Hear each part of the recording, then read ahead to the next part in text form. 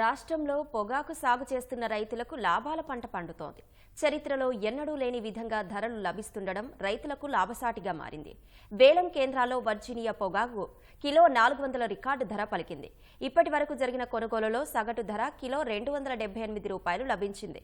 అంతర్జాతీయంగా పొగాకు ఉత్పత్తి తగ్గిపోవడం సిగరెట్ కంపెనీల నిల్వలు పెంచుకోవడానికి ఆసక్తిగా ఉండడంతో మన పొగాకుకు మంచి ధరలు దక్కుతున్నాయి. మరికొన్నాళ్ల పాటు ఇదే పరిస్థితి కొనసాగుతుందని మార్కెట్ వర్గాలు అంచనా వేస్తున్నాయి.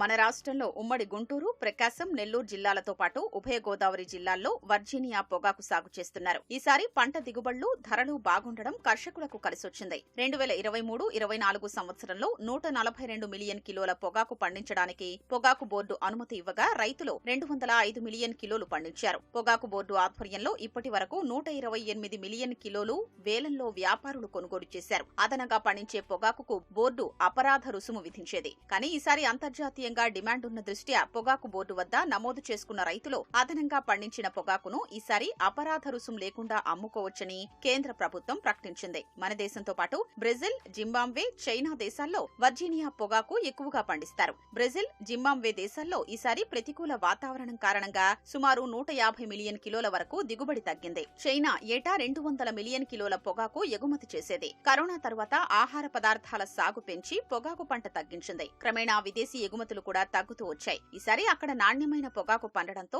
ఎగుమతి నిలిపేసి మొత్తం దేశీయంగానే వాడుకుంటున్నారు. మరికొన్ని చిన్న దేశాల్లో పొగాకు సాగు పెరిగినప్పటికీ అంతర్జాతీయ మార్కెట్లో ఈసారి సుమారు 200 మిలియన్ కిలోల కొరత ఏర్పడింది.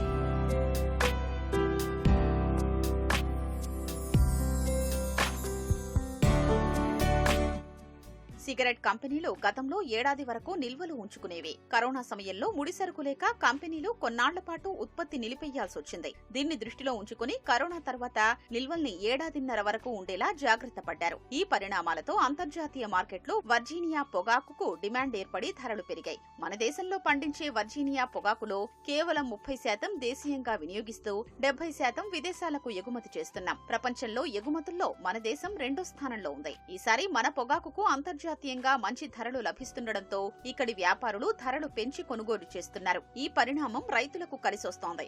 కొన్ని నెలల పాటు ధరలు ఆశాజనకంగా ఉంటాయని మార్కెట్ వర్గాలు విశ్లేషిస్తున్నాయి. డిమాండ్ పెరగడంతో 2024-25 సీజన్ కు పొగాకు బోర్డు 167 మిలియన్ కిలోలు వర్జీనియా రకం పండించడానికి పొగాకు బోర్డు అనుమతిచ్చింది. కిలోకు 400 ధర రికార్డుగా అధికారులు చెబుతున్నారు. వస్తే ఇప్పుడు ఎన్నడూ లేనంతగా డిమాండ్ ఉంది, ఇంటర్నేషనల్ డిమాండ్. ఏ సంవత్సరం క్రితం సంవత్సరంగా కూడా చూడని హైయెస్ట్ ప్రైస్ 300 కాదు, ఇప్పుడు 400 మార్క్ని టచ్ చేసింది. డిమాండ్ బాగుంది అని చెప్పడానికి ఇదొక reason. Most important, last year quantity ఎంత మనం అమ్మాము అని అంటే 181.02 మిలియన్ కేజీలు అమ్మాము. దానికంటే ఇది అధికంగా ఉంది, అంతకంటే అధికంగా ఉంది. లాస్ట్ ఇయర్ యావరేజ్ ప్రైస్ వచ్చేసి 211 రూపాయల 10 పైసలు. ఇప్పటి వరకు అమ్మిన 127 మిలియన్ కేజీల్లో యావరేజ్ ప్రైస్ వచ్చేసి 278. సో మనం చూసుకుంటే లాస్ట్ ఇయర్ మీద ఇప్పటి వరకు యావరేజ్ ప్రైస్ 67.22 పైసలు అధికంగా ఉంది. ఇక రాబోయే టైంలో డిమాండ్ ఇంకా ఎక్కువగా ఉంది కాబట్టి ఈ యావరేజ్ ప్రైస్ ఆర్ డిఫరెన్స్ ఇంకా ఎక్కువ అవుతుంది. దాదాపు 75-76 రూపాయలు ఎక్కువ అవుతుంది అని అంచనా.